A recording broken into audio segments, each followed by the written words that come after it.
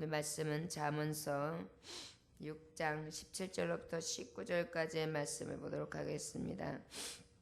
잠언서 6장 17절부터 19절까지의 말씀 보겠습니다. 말씀의 제목은 지혜의 말씀을 따라 바른 길을 가게 하소서라는 말씀의 제목을 가지고 계속해서 잠언서 6장을 보고 있습니다. 우리 하나님께서 바른 길로 가는 방법에 대해서 너무도 친히 자세히 기록해 주신 말씀입니다. 6장 17절로부터 19절까지 함께 합독하겠습니다. 시작. 곧 교만한 눈과 거짓된 혀와 무지한 자의 피를 흘리는 손과 악한 계교를 꾀하는 마음과 빨리 악으로 달려가는 발과 거짓을 말하는 망령된 증인과 및 형제 사이를 이간하는 자이니라. 아멘. 기도하겠습니다. 하나님 아버지 감사합니다. 오늘도 주님께서 함께 하셔서 아버지의 마음에 꼭 드는 삶을 살게 하옵소서. 혹이라도 우리의 삶이 하나님 보시기에 가증스럽게 여기시며 미워하시는 모습들이 있다면 아버지 악은 모양이라도 버리게 하시고 주님이 기뻐하시는 것만을 아버지 늘 행할 수 있는 지혜를 허락해 주시기를 원합니다.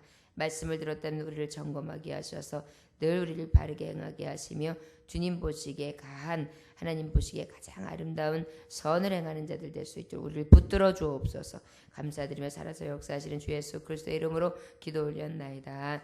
아멘. 그 16절 말씀에 보면은 여호와께서 미워하시는 것 곧 그의 마음에 싫어하시는 것이 예니 7가지가 있다 이렇게 말씀하고 있는데요. 어제도 말씀드렸더니 마태복음 5장에 보면은 어떤 말씀이 있어요. 팔복에 대한 말씀이 있어요. 우리가 주님이 싫어하시는 것이 예니 7가지가 있다고 하면 주님이 기뻐하시고 주님이 복 주시고 싶어 하시는 그러한 비결이 8가지가 기록되어 있습니다. 우리가 알기로는 심령이 가난한 자는 복이 있나니 무엇이에요? 천국이 저희 것이에요. 애통하는 자는 복이 있나니 무엇이 있습니까? 위로가 있습니다. 온유한 자는 복이 있나니 무엇이에요? 땅을 기업으로 받고요. 의에 졸이고 목마른 자는 복이 있나니 배부름을 받을 것이요. 긍휼히 여기는 자를 복이 있나니 긍휼히 여김을 받을 것이며 마음이 청결한 자는 복이 있나니 하나님을 볼 것이며 화평케 하는 자는 복이 있나니 하나님의 아들이라 일컬음을 받을 것이고 의를 위해 핍박받는 자는 천국이 저희 것이 될 것이다. 이로 인하여 박해를 받고 또한 거짓으로 너희를 거스려 모든 악한 말을 할 때에 너희는 오히려 기쁘게 여기라 즐겁게 여기라 하늘의 상이 크다 그렇게 말씀하고 있습니다. 바로 하늘의 상이 큰 것의 비결이 바로 무엇이냐? 애통하라. 주를 위해서 애통하고 또한 심령을 가난하게 하고 온유한 마음을 가지며 의를 가지기를 의의 마음을 품기를 위하여 긍휼이고 그 다음에 긍휼히 여기며 마음을 깨끗이 하고 화평케 하고 의를 위해 박해받기를 기뻐하기를 원해라. 그러면 그것이 너에게 큰 복이 있다. 하늘의 상이 크다. 우리가 하늘의 상을 받는 백성이 되어야 되지 않겠습니까? 하나님이 밉다. 너 이건 아니다. 이렇게 여기심을 받으면 안 되잖아요. 여러분 머리가 크고요. 제멋대로 살아갈 수 있는 자기의 마음이 커지고 나면은요. 자녀들이 어머니 아버지가 화가 났어요. 이놈 너 진짜 어떻게 그렇게 행동할 수 있어? 엄마가 아빠가 미워할 거야. 너 이제 다시는 엄마 아빠가 정말 미워할 줄 알아? 이렇게 얘기하면 콧방귀도 안 껴요. 아이고 엄마 아빠 또 잔소리하구나. 뭐 미워하시던지 그러시지도 않을 거면서 이렇게 생각해요. 그런데요. 제가 어렸을 때 그 아이들을 키웠을 때 보면은요. 요만한 아기들은요. 이놈 엄마가 미워한다. 엄마 이거 정말 싫어하는 거 알지? 너 정말 미워할 거야. 너 싫어. 그래서 그러면서요. 막 울어요. 잘못했어요. 그래요. 왜 그래요? 미워한다라는 엄마의 미움을 산다. 아빠의 미움을 산다는 것이 어린아이들의 전부를 잃은 것 같은 거예요. 근데 사람이 머리가 크고 몸이 커가면서 이 미움을 받는 것에 대해서 굉장히 무뎌져요. 그래서 사람들이 미워해. 나도 너 미워할 거야. 이렇게 돼요. 그러다 보니까 하나님이 미워한다? 하나님이 이를 싫어하시는 거지만 살아가다 보면 그럴 수도 있지. 어떻게 그 하나님 앞에 미움 사는 것도 뭐 인생을 살아가면서 어떻게 그러지 않을 수 있나? 이거 벌써 무뎌진 거예요. 여러분 옹이가 박힌다는 것은 바로 무엇이에요? 똑같은 일을 반복하다 보면 옹이가 박히죠. 그러다 보면 무뎌지잖아요. 손 메디메디가 무뎌진단 말이에요. 마찬가지로 우리가 이렇게 딱딱해지고 우리 안에 자꾸 민감하면서 그것에 대해서 양심에 대해서 여리고 선한 순전한 마음을 가지고 있는 어린아이가 같지 않으면은요, 하나님이 미워하신다, 하나님이 싫어하신다, 하나님이 가증되이 여기신다에 대해서 별로 개념이 없어요. 그러다 보니까 미워하시다, 하나님이 미워하시는 게 그런 거라고. 대표적인 게 이제 17절부터 19절까지 나오는데 그런 사람들 미워하지. 아이고, 내가 옆에 있는 그 옆집 사람이 그랬어, 내 사업체에 그런 사람이 있었어, 아유, 우리 친척 중에 이런 사람이 있어, 이렇게 치부해 버려요. 그러다 보니까 우리의 마음이 어때요? 딱딱하게 옹이가 박힌 것처럼 이렇게 딱딱하고요, 그 다음에 아주 그냥 굳어져 가지고요, 내 안에 있는 들보를 못 보는 그런 현상을 발견할 수 있습니다.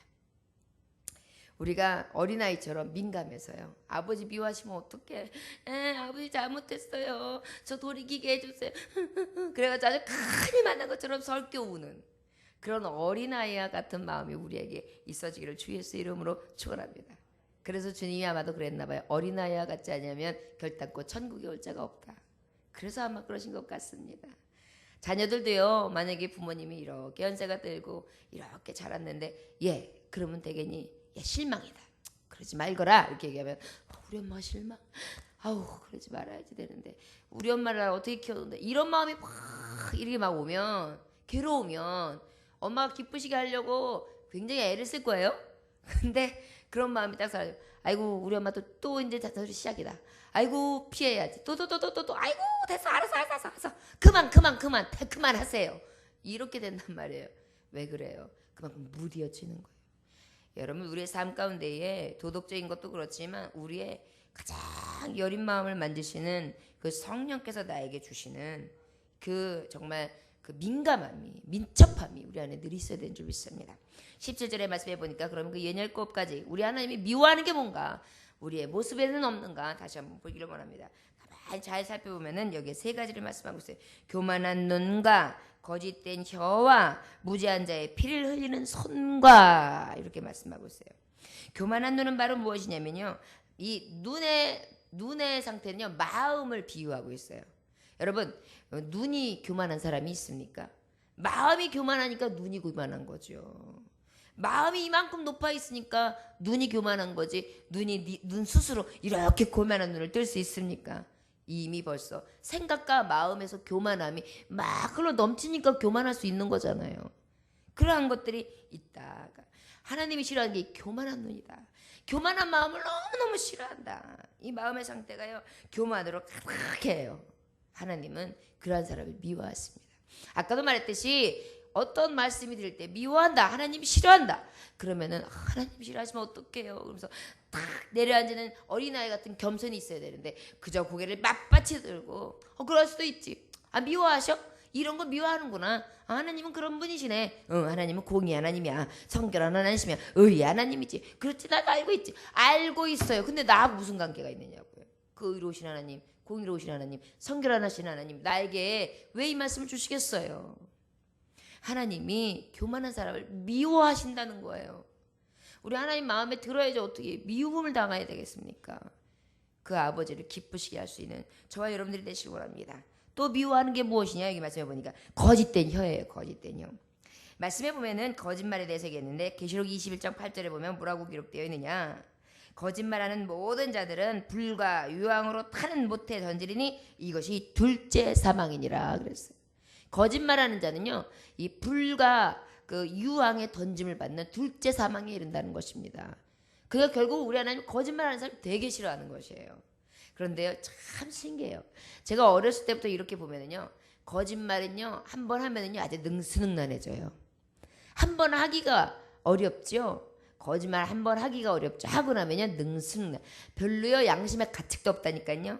그리고요 그 거짓말을 하려니까요 계속 거짓말이 세져요. 영안에서는 거짓말도 아니에요.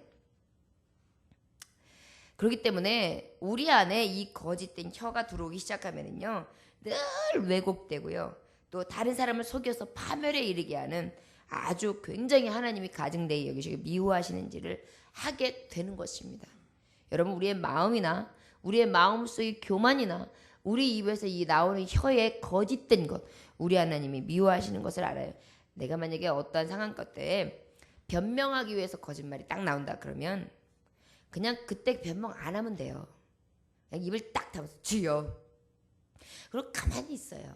오히려 말 안 하면 중간이 나간단 말이 있죠. 그냥 자꾸 변명하고 자꾸 거짓말하고 자꾸 뭔가 하면은요 일이 커져요. 그냥 만약에 그런 것들이 하나님 보시기 미워하는 내 행실이 딱 나를 이렇게 하세요. 여러분 사람들 중에 감추고 싶은 게 얼마나 많아요. 열등의식이 얼마나 많아요. 요것만큼은 누구에게 들키기 싫고 요것만큼은 진짜 내가 여지껏 자존심을 많이 긁혔지만 여기까지는 내가 치부가 드러나기 싫어. 이런 것들이 다 있단 말이에요. 그리고 누군가가 여기까지는 건드리면 찾지만 여기 이상은 안 돼 라는 게 자신에게 다 있어요. 그렇기 때문에 거기를 딱 건드리면 사람은 보호습성이 있다 보니까 얼른 혀로든지 뭐든지 탁 막으려고 하는데 그게 거짓말로 나올 때가 많이 있어요. 이럴 때 입을 닫으세요. 주여! 이렇게 닫으세요. 내가 또 이 혀로 범죄하여 아버지의 마음에 들지 못하여 아버지 앞에 미움을 살 뻔했습니다. 핑계치 않게 하옵소서. 딱 거짓말이 탁 흘러나오려면 나를 감싸는 딱딱한 껍질을 하나님 내가 깨게 해주세요. 겸손한 자를 들어 쓰신다 그랬는데 저 사람이 나를 좀 낮게 보면 어떻습니까? 저 사람이 나를 좀 무시하면 어떻습니까? 그래도 하나님 보시기에 정직한 게 좋습니다. 그리고 딱 담는 거예요. 제가 살아가다 보면서 그런 것들이 많이 생겼어요. 예수님 믿으면서.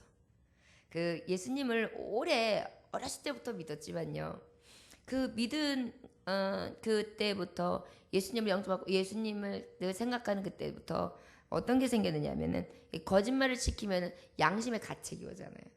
그래서 조금씩 그 조금만 거짓말들도 어쩔 땐 굉장히 용납이 안 되기 시작한 게 불과 얼마 안 돼요. 그전에는 작은 거짓말들을 아주 기술 좋게 썼단 말이에요. 근데 이제는 그것도 용납이 잘 안 돼요. 여러분 그런 게 주님이 기뻐하시는 게 아닐까 싶어요. 어린아이들이요 거짓말하는 거 어머니 아버지 눈에 들켜요 안 들켜요? 들켜요. 다 거짓말인 거 엄마 아빠가 눈치 딱 채요. 벌써 다 얘기가 되는걸요. 그런데 그 어머니 아버지 앞에 우리가 그렇게 지금 속이는 거랑 같아요. 그렇기 때문에 아버지 엄마를 기쁘시게 해주는 우리 아들이 어떻게 이렇게 정의롭지? 어떻게 이렇게 솔직하지? 어떻게 이렇게 정직하지? 이게 참 필요하다 믿습니다. 누가 했니? 그러면 내가 했으면 내가 했어요. 때려주세요. 여러분 그러면 얼마나 좋아요. 그거 사람 보기에 좋아요. 어떻게 해서 그렇게 했어요? 그건 말이 됩니까? 이렇게 막 비난을 받아도요. 제가 그렇게 했습니다. 하다 보니까 그렇게 됐네요. 이만저만해서 과정은 이랬습니다. 제가 여기에 대해서는 이렇게 변상을 할 거고 여기에 대해서는 대신 이러한 착오가 있었으니까 이렇게 좀 봐주셨으면 좋겠습니다. 그러면은요 세상 앞에서 바보 되는 것 같죠. 그런데요 이런 바보 세상 앞에서 이런 정직한 바보가 없기 때문에요 사람들은 이 바보한테 감동받아요. 하나님 앞에 감동을 주는 자는요 사람을 감동시키세요. 하나님이.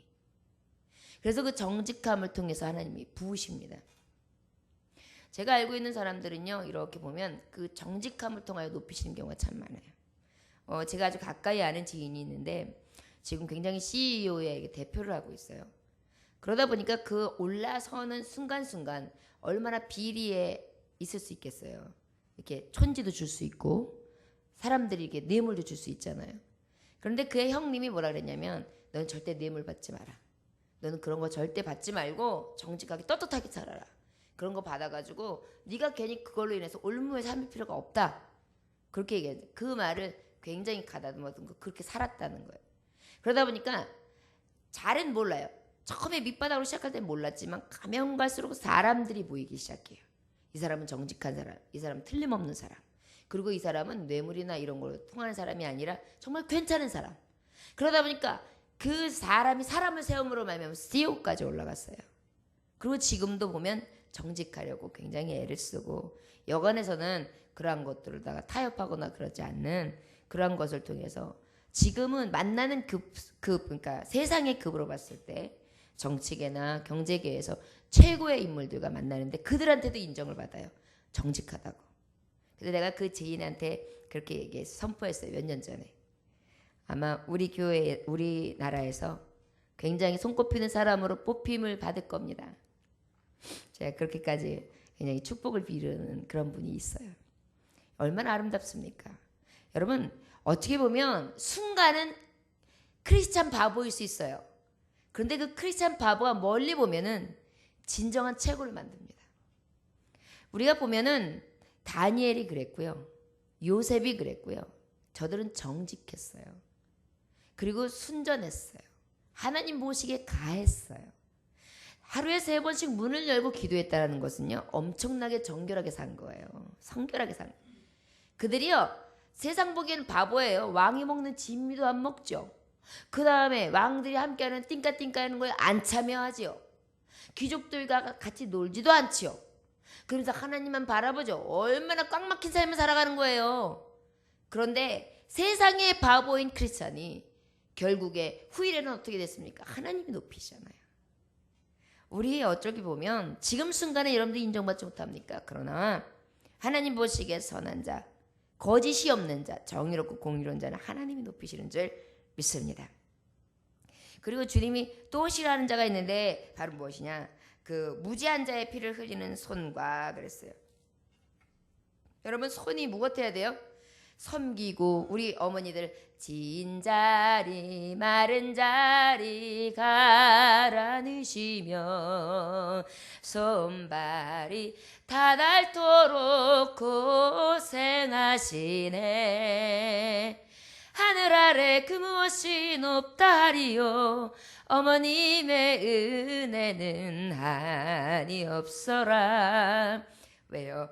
진자리 마른 자리 갈아주는 따뜻한 온정의 손이 있기 때문이에요. 그런데 이 손이 이렇게 귀하게 쓰임받는 손이 있는가 하면 어떻게 해요? 이 손만 움직이면 다른 사람의 피를 흘려요. 이 손만 흔들면 다른 사람에게 손해를 끼쳐요. 이 손만 흔들면 사기쳐요. 이 손만 움직이면 다른 사람 넘어뜨려요. 이 일로 쓰이는 거 이거 하나님 미워하신다는 것입니다. 우리가 이 손으로 무엇 해야 됩니까? 봉사하고 헌신하고 사랑하고 섬기고 주님의 일을 통해 영광 돌릴 수 있는 손이 되기를 원합니다. 어제 우리 음악전 선생님이 이렇게 기타를 치시러 일찍 오셨는데 저쪽에서 혼자 이렇게 손을 여렁여렁 하시는데 분명히 다치신 거야. 이 모습을 딱 보면 내가 벌써 한 몇십 년을 봐서 아는데 이상해. 그래서 전 선생님 다치셨죠? 그랬더니 아니에요 그러셔요. 그래서 이렇게 보니까 이만큼이 이렇게 손이 나갔어요. 그래서 깜짝 놀랐어요. 왜냐면요 하나님 앞에 귀 써줘야지만 되는 손이잖아요. 기타를 이렇게 드르릉 치시면서 하나님 앞에 성호를 찬양하고 모든 성도들에게 은혜를 끼쳐야 되는 귀한 손이 그 손이 그렇게 다쳐가지고 형편없이 되면 어떡해요.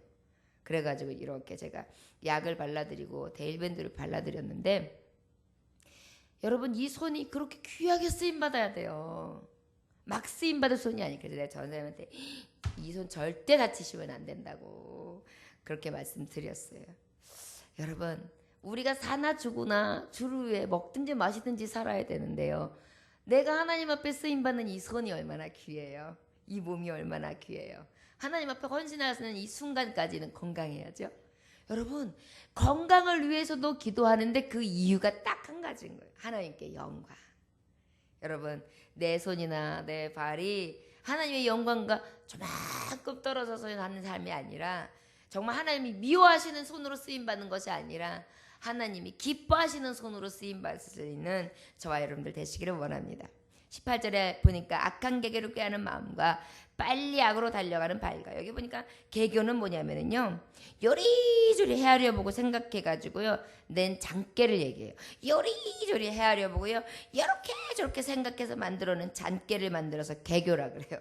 그러니까 악한 것에 대해서 아주 그냥 요리조리 잔꾀를 부리는 마음을 이야기해요.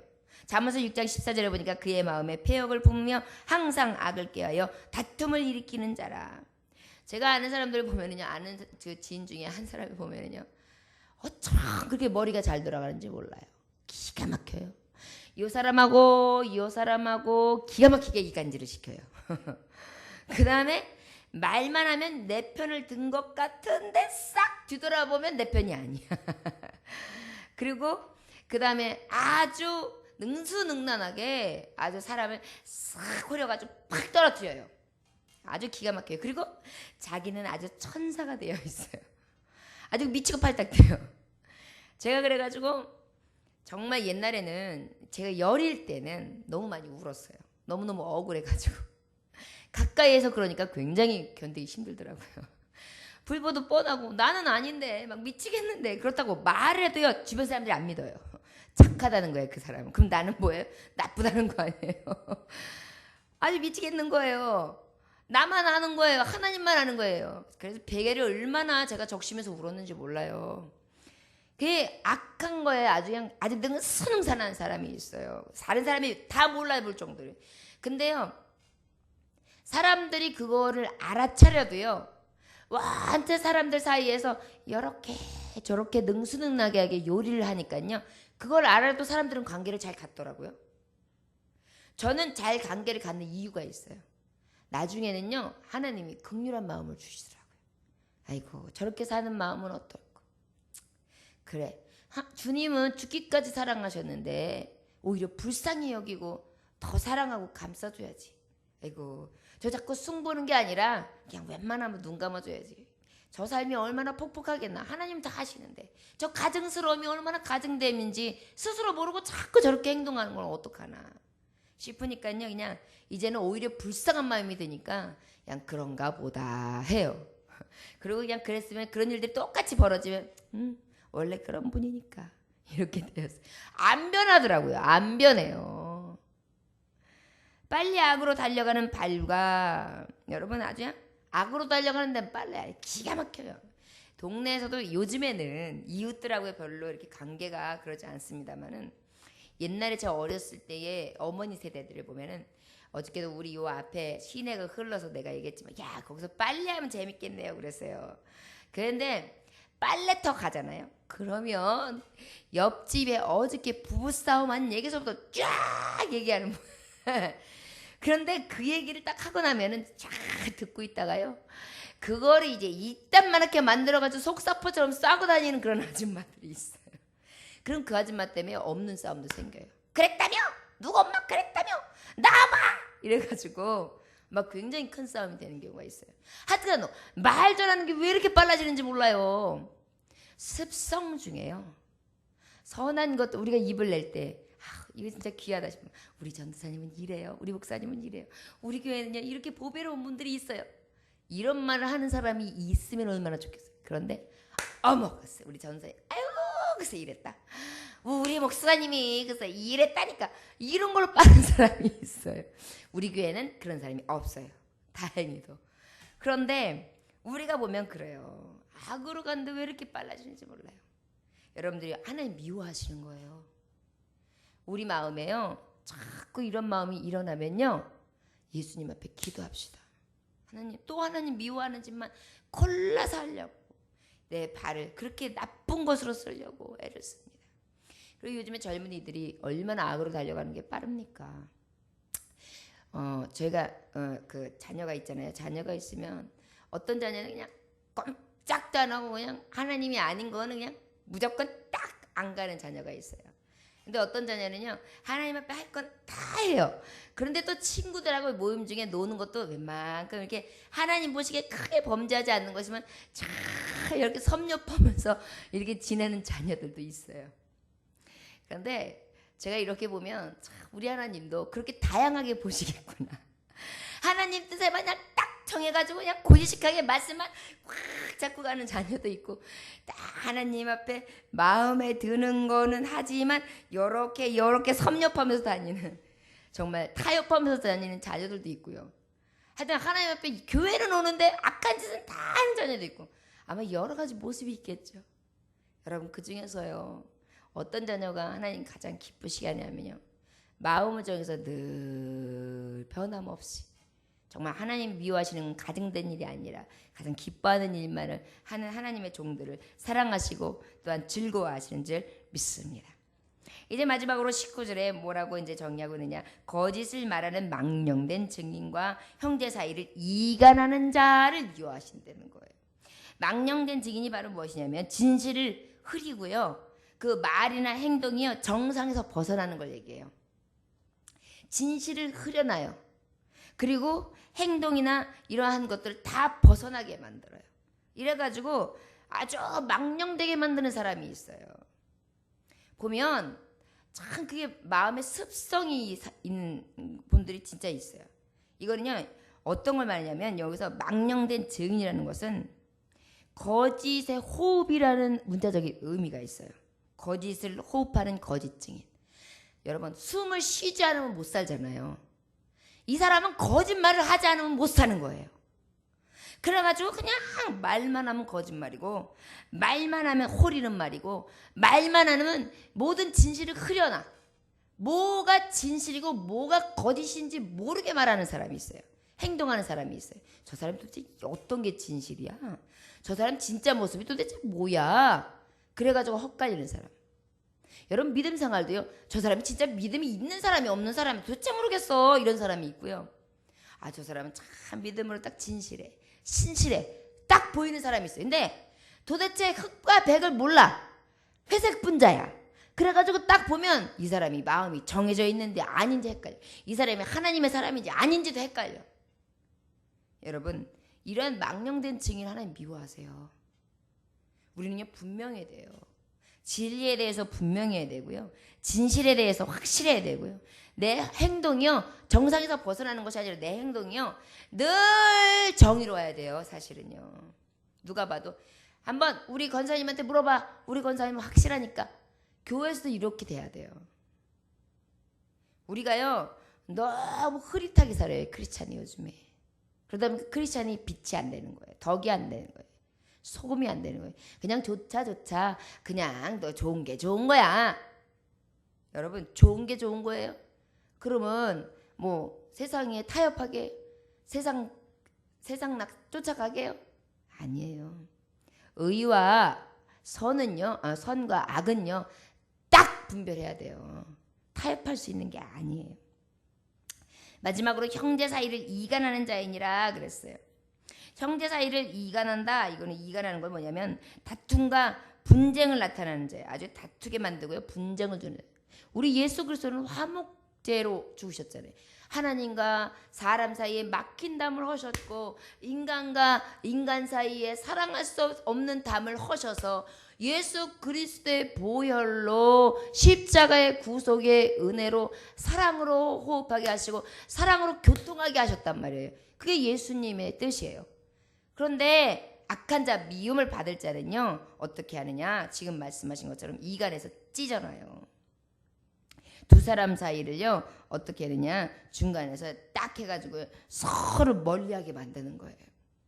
이거 굉장히 잘하는 사람들이 있어요. 정말 무서울 정도로. 그래가지고 참 이런 사람들은요 사회에서도 보면은 굉장히 기회주의자예요. 그래서 이렇게 봤다가 어디에 힘의 법칙이 있나 싶어가지고 이 사람이 힘이 있잖아요. 그 사람한테 딱 달라붙어요. 그래가지고 그 사람한테요 자기 사정을 쫙 얘기하고 눈물도 보였다가 막 자기가 있었던 얘기도 막 했다가 막 감정을 다 사요. 그래 놓고서는요 이 사람하고 가까이 하려고 그러면요 그 사이를 딱 끌어가지고요 자기 편을 딱 만들어 놓고요 여기하고는 가까이 하지 못하도록 끌어놔요. 기가 막힌 기술이에요. 저는 정말 세상 살아가면서 이 많은 사람들을 이렇게 보는데 정말 다양한 사람들을 보는 것 같아요. 근데 이 감사해요. 왜냐면 말씀을 주면 말씀이 그게 뭔지를 이해가 가니까. 이런 일들을 하도 당하다 보니까 이게 지금 어떤 사람이고 어떤 종류의 상황이라는 것을 깨닫게 되는 거예요. 여러분 하나님의 사람들이 그래야 되겠습니까? 만약에 세상 사람들이라면 그래 세상 사람들이니까 하나님 법이 없으니까 능력이 없으니까 성령의 은혜가 없으니까 그렇겠지. 이렇게 할 수 있어요. 그런데 교회는 걸어 다닌단 말이에요. 그러니 어떻게 합니까? 하나님의 사람들이요 하나님이 미워하신 일 하지 맙시다. 서로 화목되게 하고 서로 가까이 하고 서로 위로하게 하고 그 다음에 악한 걸 꾀하는 것이 아니라 선을 꾀하고 그 다음에 또 내 손이나 내 발이 다른 사람에게 피해를 주는 것이 아니라 덕을 끼치는데 애를 쓰고 내 혀를 다스려서 가장 정말 교만하지 아니하고 겸손할 수 있도록 나를 다스리는 것이 하나님의 사람이 아니겠습니까? 아버지 보시기에 진정으로 정말 가한 자들이 되시기를 원합니다. 요한일서 2장 2절을 보니까 그는 우리 죄를 위한 화목제물이니 우리만 위할 뿐 아니요 온 세상의 죄를 위하심이라. 예수 그리스도께서 할 수 없는 우리 죄 때문에 그렇게 정말 온몸을 버리시기까지 우리를 구원하셨습니다. 그렇습니다. 그 사랑이 너무 크죠. 나 같은 죄인 살리셨습니다. 이렇게 누구누구 죄를 졌지만 그분들이 또 보기에 내 모습 속에 그런 것이 보일 수가 있어요. 여러분, 우리가 누구다, 이 사람이다, 저 사람이다 할 것 없이 내 안에도 그러한 습성이 있음을 다시 한번 깨닫다면 오히려 하나님 보시기에 더 신실하며 더 아름다운 삶을 살 수 있으려 믿습니다. 오늘 이 말씀을 통하여 우리가 하나님 앞에 가는 그날까지 늘 나의 온 전신으로서 하나님 앞에 정말 의롭다, 사랑받을 만하고 사랑할 만하다, 정말 사랑을 받을 수 있는 자녀들이 되어주길 원합니다. 아버지 앞에 미움을 사지 않는 그러한 하나님의 지혜로운 자녀 다 됩시다. 기도하겠습니다. 하나님 아버지 감사합니다. 아버지, 우리가 너무도 악하여서 이간질을 일삼고 망령되어서 아버지 늘 흐리고 분명하지 아니하며 아버지 정상을 벗어난 삶을 살고 악으로는 왜 이렇게 빨리 달려가는지, 그리고 왜 이렇게 악한 꾀만 내 마음에서 내는지, 그리고 하나님 왜 이렇게 교만함으로 교만할 수 없는 죄인이 눈과 혀와 손으로 늘 하나님 앞에 죄를 짓고 사람 앞에 아픔을 주는지요. 오늘 이 시간 우리의 삶을 다시 한번 점검해 볼 수 있게 해주심에 감사합니다. 이제 추석을 앞두고 있습니다. 하나님, 온 가족들도 모이고 친지들도 모이고 자녀들도 모이는 가운데에 우리가 무엇으로 서로 함께 해야겠습니까? 이러한 하나님이 가증되고 미워하는 모습들로 함께하는 것이 아니라 하나님이 보시기에 사랑할 만한 화목함으로 하나 되게 하셔서 하나님의 사람이 있는 것은 무엇인가 다르다는 것을 우리가 나타내 보일 수 있는 하나님의 종들 되어줄 수 있도록 축복하여 주옵소서. 감사와 존귀의 영광을 받으시기 합당하신 예수 그리스도 이름으로 기도 올려나이다. 아멘.